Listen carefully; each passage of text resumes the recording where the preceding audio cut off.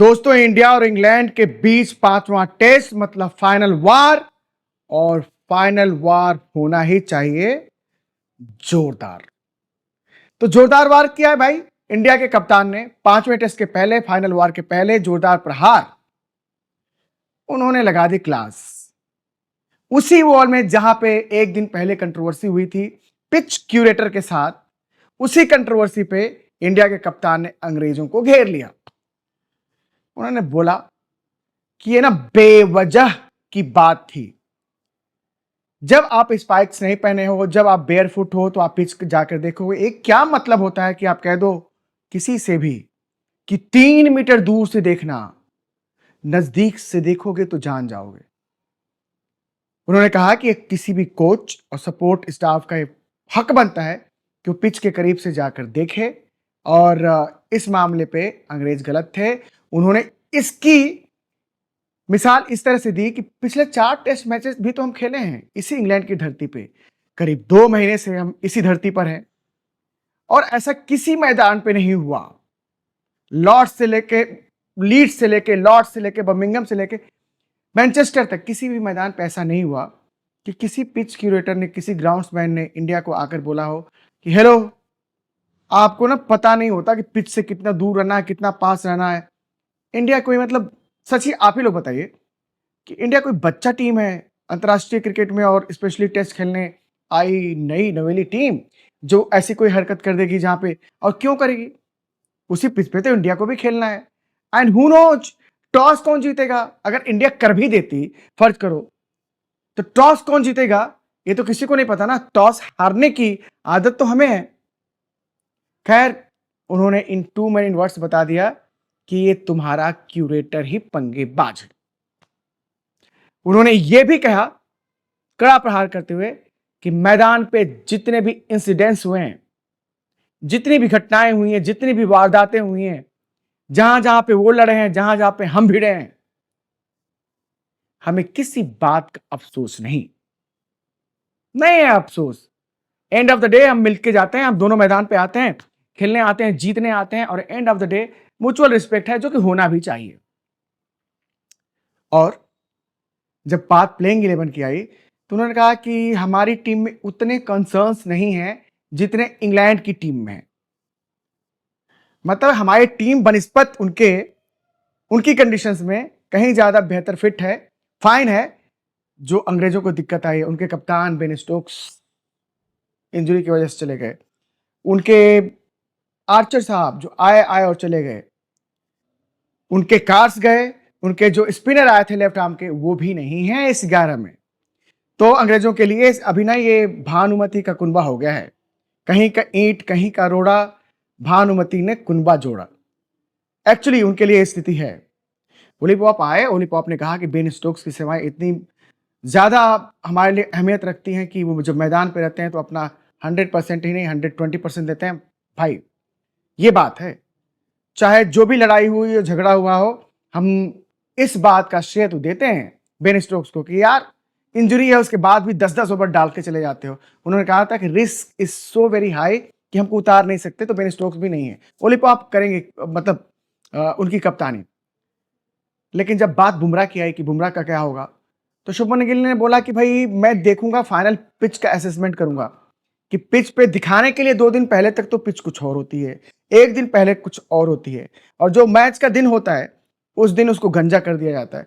तो हम देखेंगे कि क्या बुमराह को लेके आना जरूरी है। बुमराह पे फाइनल कॉल एक ब्रेक के बाद। मतलब उन्होंने अपने अपने चांसेस को खुला छोड़ा कि विकल्प हमारे पास बुमराह का आने का है।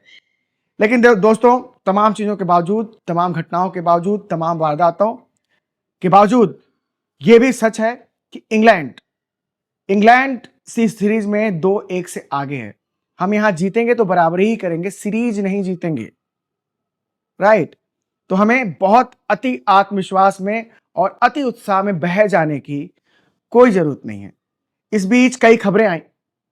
इस बीच खबर थी नेट से कि कुलदीप यादव से कोच साहब ने बहुत लंबी बात की है। वो तो मैनचेस्टर में भी की थी। खिलाओगे क्या कि फिर से झिलाओगे? पता नहीं, नोबडी नोज। अगर पिच थोड़ी मेरी तरह गंजी कर दी जाती है तो शायद उनको मौका मिले। वैसे भी यार दोस्तों, ओवल की पिच ना ट्रेडिशनली देती है मदद स्पिनर्स को। जिस आपके पास कुलदीप जैसा स्पिनर हो तो होना ही चाहिए यार। आप पता नहीं आप क्या बनाते हो? आप ना मतलब अचार बनाते हो कि घी बनाते हो कि तेल बनाते हो कि पापड़ बनाते हो कि सलाद बनाते हो, समझ में नहीं आता है प्लेइंग 11 में आप क्या चाहते हो। खैर एनीवे, दूसरी खबर है, जो इंग्लैंड में मौजूद हमारे कई रिपोर्टर्स, मतलब मेरे नहीं, हमारे मीडिया जगत के कई रिपोर्टर्स ने कहा कि मुलाकात हुई है जी, बात हुई है जी, 1 घंटे तक बात हुई है जी, किसके बीच?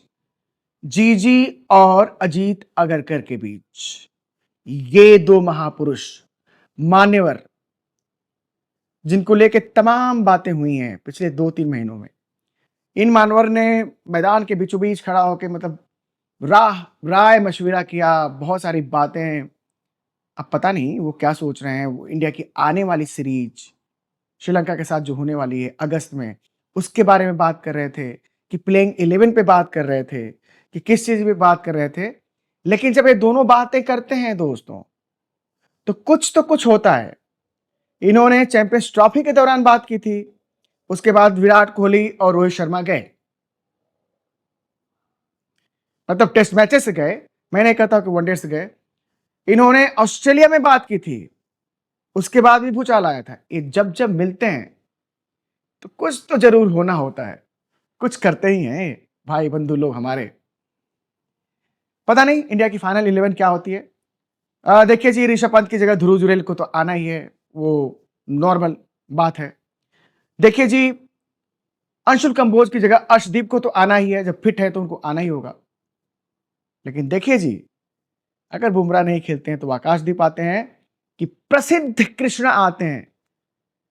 मतलब प्रसिद्ध कृष्णा प्रसिद्ध हैं भाई, कि हिट द डेक बॉलर हैं, उछाल मिलती है। ऑल दो ओवर की पिच पे बहुत उछाल उछाल होता नहीं है। जो यहाँ पे आखिरी मैच हुआ है ना, टेस्ट मैच, 1400 से ऊपर रन बने हैं। तो देख लो ये टेस्ट कहां से कहां जा सकता है। लेकिन इंडिया की मेमोरी यहाँ पे अच्छी है। इंडिया ने विराट कोहली की कप्तानी में जो यहाँ पे टेस्ट मैच खेला था, वो आज के शार्दुल ठाकुर ने उस मैच में बहुत अच्छी गेंदबाजी की थी, अच्छी बैटिंग की थी। इंडिया ने वो टेस्ट जीता था। इंडिया उस सीरीज में 2-2 से बराबरी पे आई थी और उसके बाद वो एक आखिरी जो टेस्ट होना था कोरोना की वजह से टल गया था। तो ये लालच ये भी हो सकती है कि जिस पिच पे किसी गेंदबाज ने एक अच्छा प्रदर्शन किया था तो आप शार्दुल ठाकुर को भी ला सकते हो, नेवर नो। भाई वो खिलाड़ी हैं, हमें कोई गुरहेज परहेज नहीं है, न कोई गुरेज न कोई परहेज। उन्होंने कुछ किया है तो उस टीम में हैं, लेकिन उन्होंने कुछ नहीं किया है, इसीलिए आज इंडिया का हर पत्रकार थोड़ी आलोचना कर लेता है। तो ऐसा ही है, देखते हैं। ये तो प्लेइंग 11 इंडिया की मतलब टॉस के वक्त ही पता चलती है। इंग्लैंड की प्लेइंग 11 आ चुकी है, आप लोगों के नज़रों के सामने से गुजर चुकी है।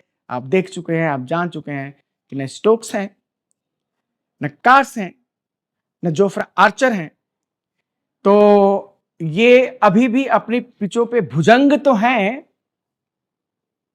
लेकिन उसका क्या, जो दंतहीन विषहीन भुजंग हो, मतलब ना दांत है ना विष दिख रहा है। मतलब जोफ्रा आर्चर होते, बेन स्टोक्स होते तो मजा आता।